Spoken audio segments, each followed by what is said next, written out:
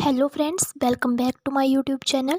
Friends, आज की video में हम डिस्कस करने वाले हैं साइकोलॉजी के इम्पॉर्टेंट क्वेश्चंस जो कि प्रीवियस ईयर के टेट एग्ज़ाम में पूछे गए थे। तो चलिए वीडियो को बिना टाइम वेस्ट करते हुए स्टार्ट करते हैं।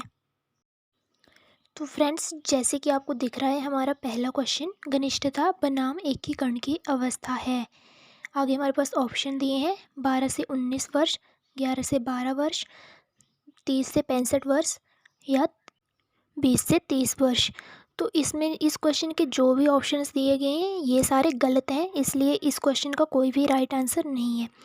आगे हम करते हैं दूसरा क्वेश्चन। स्मृति का अंग कौन सा नहीं है? ऑप्शंस हैं अधिगम, अवधान, प्रत्याग्रहण या चिंतन। तो इस प्रश्न का सही आंसर होगा ऑप्शन नंबर डी, चिंतन। अगला प्रश्न है, पाठशाला से भागने वाले बालक के अध्ययन की सर्वाधिक उपयोगी विधि है। तो इस प्रश्न का सही आंसर होगा ऑप्शन नंबर डी, व्यक्तिगत अध्ययन विधि। अगला प्रश्न है, स्वयं को महत्व के बारे में हमारी अवधारणा क्या कहलाती है? आत्मगौरव, स्वचेतना, स्वदक्षता या फिर आत्मनिगरानी। तो इसका सही आंसर होगा आत्मगौरव।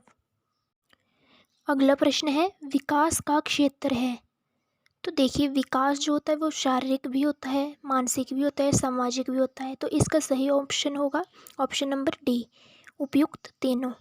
अगला प्रश्न है, कौन सी ग्रंथि का हार्मोन्स लंबाई के विकास को प्रभावित करता है? तो जो लंबाई को प्रभावित करता है वो होता है पीयूष ग्रंथि। तो इसका सही आंसर होगा ऑप्शन नंबर ए। अगला प्रश्न है, किसी व्यक्ति द्वारा अपने वर्तमान ज्ञान में नई सूचनाओं को ग्रहण करना क्या कहलाता है? तो इस प्रश्न का सही उत्तर होगा समावेशन। अगला प्रश्न है, मनोविज्ञान की वह शाखा जो जैव कारकों के प्रभाव से संबंधित है क्या कहलाती है? तो इसका सही आंसर होगा ऑप्शन नंबर ए, जैविक मनोविज्ञान। अगला प्रश्न है, किसी जीवित प्राणी की सबसे आधारभूत इकाई क्या कहलाती है? तो इसका सही आंसर होगा ऑप्शन नंबर ए, कोशिका।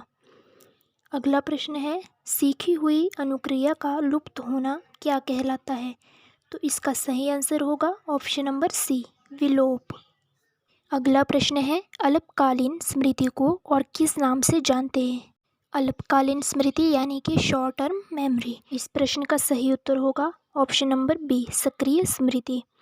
अगला प्रश्न है, एक वयस्क व्यक्ति के मस्तिष्क का भार लगभग कितना होता है? तो इसका सही आंसर होगा ऑप्शन नंबर बी, 1.36 किलोग्राम। अगला प्रश्न है, प्राणी के जीन के पूरे समूह को जो माता पिता से प्राप्त होते हैं उसे क्या कहते हैं? इसका सही आंसर होगा ऑप्शन नंबर ए, जेनोटाइप।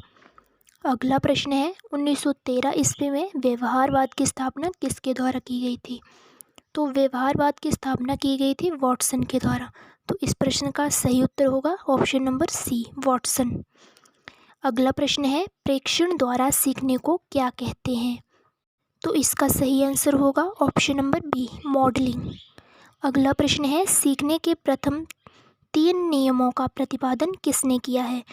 तो सीखने के नियम जो दिए गए हैं वो दिए गए हैं थॉर्नडाइक के द्वारा। तो इस प्रश्न का सही उत्तर होगा ऑप्शन नंबर बी, थॉर्नडाइक। अगला प्रश्न है, एक बालक की बुद्धि लब्धि 150 है, वह बालक क्या कहलाएगा? तो इस प्रश्न का सही उत्तर होगा ऑप्शन नंबर सी, प्रतिभाशाली। तो फ्रेंड्स, आईक्यू से रिलेटेड क्वेश्चन हर टेट एग्ज़ाम में पूछा जाता है। तो अगर आप चाहते हैं कि आईक्यू के ऊपर हम एक अलग से सेपरेट वीडियो बनाएं तो आप कमेंट सेक्शन में कमेंट करके ज़रूर बताएं। अगला प्रश्न है, 1912 ईस्वी में सर्वप्रथम बुद्धि का संप्रत्यय किसने दिया? तो इसका सही आंसर होगा ऑप्शन नंबर डी, स्टर्न ने। अगला प्रश्न है, मनोशारीरिक असमानताओं को क्या कहा जाता है? तो इन्हें कहा जाता है व्यक्तिगत विभिन्नता। तो इसका सही आंसर होगा ऑप्शन नंबर सी। अगला प्रश्न है, किस स्मृति में सूचनाओं को अधिकतम 20-30 सेकंड तक संचित करके रखा जा सकता है? तो इसका सही आंसर होगा ऑप्शन नंबर बी, लघुकालीन स्मृति।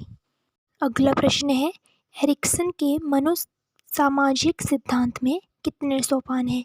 तो इसका सही आंसर होगा ऑप्शन नंबर डी, 8। अगला प्रश्न है, वस्तु ग्रहण करने की पद्धति को क्या कहते हैं? तो इसका सही आंसर होगा ऑप्शन नंबर सी, आत्मीकरण। अगला प्रश्न है, अनुबंध का सिद्धांत किसके द्वारा प्रतिपादित किया गया है? तो इसका सही आंसर होगा ऑप्शन नंबर बी, इवान पेवलोव के द्वारा। अगला प्रश्न है, प्रत्येक मानव कोशिका में कम से कम प्रत्येक होते हैं? तो इसका सही आंसर होगा ऑप्शन नंबर डी, 1,00,000। अगला प्रश्न है, टर्मन के अनुसार सामान्य व्यक्ति की बुद्धि लब्धि है? तो इसका सही आंसर होगा ऑप्शन नंबर सी, 90 से 110। अगला प्रश्न है, मानसिक आयु की अवधारणा किसके द्वारा दी गई थी? तो इसके सभी ऑप्शंस गलत हैं, क्योंकि मानसिक आयु की अवधारणा दी गई थी अल्फ्रेड बिने के द्वारा। अगला प्रश्न है, निम्नलिखित में से कौन सा शिक्षा मनोविज्ञान पर आधारित है?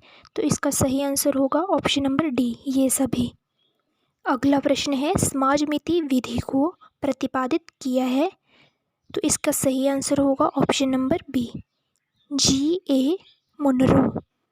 अगला प्रश्न है, स्थायी भाव है? इसका सही आंसर होगा ऑप्शन नंबर ए, जन्मजात। अगला प्रश्न है, किस मनोवैज्ञानिक ने अपने अधिगम सिद्धांत में पुनर्वलन पर जोर दिया? इसका सही आंसर होगा option number B, B.F. Skinner. तो फ्रेंड्स, आज की वीडियो इतनी ही थी। इसे लाइक शेयर ज़रूर करें, साथ ही चैनल को सब्सक्राइब भी ज़रूर करें।